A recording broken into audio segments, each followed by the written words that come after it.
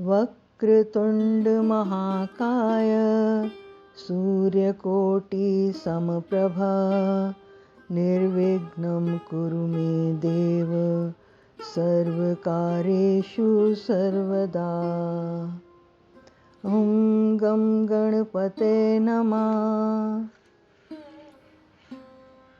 गणेश महोत्सव की सबको बहुत बहुत शुभकामनाएं।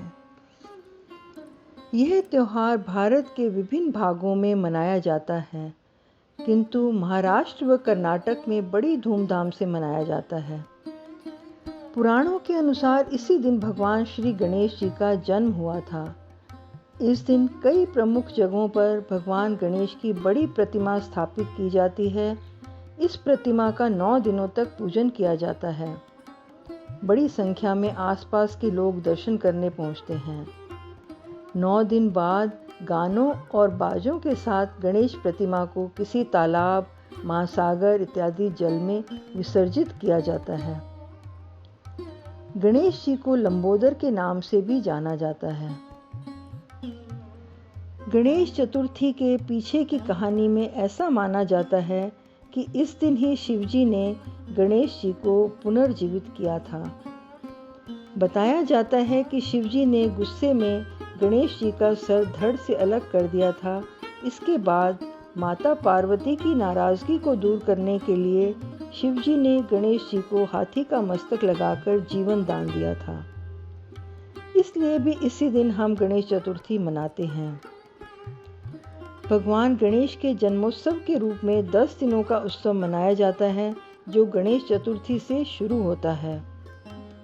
गणेश चतुर्थी के दिन बप्पा को घर लाया जाता है और 10 दिनों तक विधि विधान से उनकी पूजा करने के बाद अनंत चतुर्दशी के दिन उनका विसर्जन कर दिया जाता है।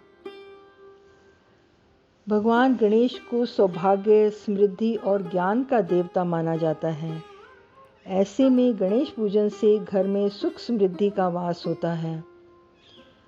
मान्यता यह भी है कि गणेश उत्सव के 10 दिनों तक भगवान गणेश पृथ्वी पर ही रहते हैं और अपने भक्तों के कष्टों को दूर करते हैं।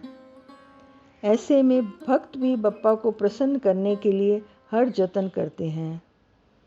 इस तिथि को व्रत रखने से व्रती को जीवन में सुख समृद्धि और अनेक लाभ प्राप्त होते हैं। गणेशोत्सव की शुरुआत महाराष्ट्र की राजधानी पुणे से हुई थी। गणेश चतुर्थी का इतिहास मराठा साम्राज्य के सम्राट छत्रपति शिवाजी महाराज से जुड़ा है। मान्यता है कि भारत में मुगल शासन के दौरान अपनी सनातन संस्कृति को बचाने हेतु छत्रपति शिवाजी ने अपनी माता जीजाबाई के साथ मिलकर गणेश महोत्सव की शुरुआत की थी। छत्रपति शिवाजी द्वारा इस महोत्सव की शुरुआत करने के बाद मराठा साम्राज्य के बाकी पेशवा भी गणेश महोत्सव मनाने लगे। पेशवाओं के बाद ब्रिटिश हुकूमत ने भारत में हिंदुओं के सभी पर्वों पर रोक लगा दी, लेकिन फिर भी बाल गंगाधर तिलक ने गणेश चतुर्थी के महोत्सव को दोबारा मनाने की शुरुआत की। इसके बाद 1892 में भाऊ साहब जावले द्वारा पहली गणेश मूर्ति की स्थापना की गई थी। 9 दिन गणेश पूजन के बाद 10वें दिन उन्हें विसर्जित क्यों किया जाता है? धर्मशास्त्रों के अनुसार इसके पीछे एक महत्वपूर्ण कथा छिपी हुई है। पौराणिक कथा के अनुसार महर्षि वेदव्यास ने भगवान गणपति जी से महाभारत की रचना को क्रमबद्ध करने की प्रार्थना की थी। गणेश चतुर्थी के ही दिन व्यास जी श्लोक बोलते गए और गणेश जी उसे लिखित रूप में करते गए।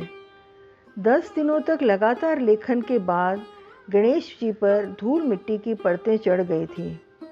गणेश जी ने इस परत को साफ करने के लिए ही 10वें दिन अनंत चतुर्दशी पर सरस्वती नदी में स्नान किया था। तभी से गणेश जी को विधि विधान से विसर्जित करने की परंपरा है। बुधवार का दिन भगवान गणेश की पूजा अर्चना के लिए समर्पित होता है।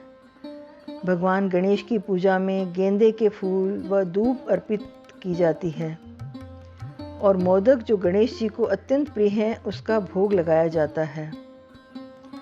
हिंदू धर्म में किसी भी शुभ कार्य की शुरुआत से पहले श्री गणेश का आह्वान किया जाता है। पूरी श्रद्धा व विश्वास के साथ भगवान गणेश जी की पूजा की जाए तो जीवन की परेशानियां समाप्त होती हैं व परेशानियों का समाधान भी हो जाता है। पूजा के अलावा भगवान गणेश के कुछ मंत्रों का जाप भी करना चाहिए। अंगं गणपते नमः, सिद्धिविनायक नमो नमः, अष्टविनायक नमो नमः, गणपति बप्पा मोरया। अंगं गणपते नमः, सिद्धिविनायक नमो नमः, अष्टविनायक नमो नमः, गणपति बप्पा मोरया। मैं माला मेहंदी रत्ता, मेरा नया podcast spiritual events and festivals of India. कुछ बातों का मतलब, कुछ मतलब की बातें। क्या मतलब?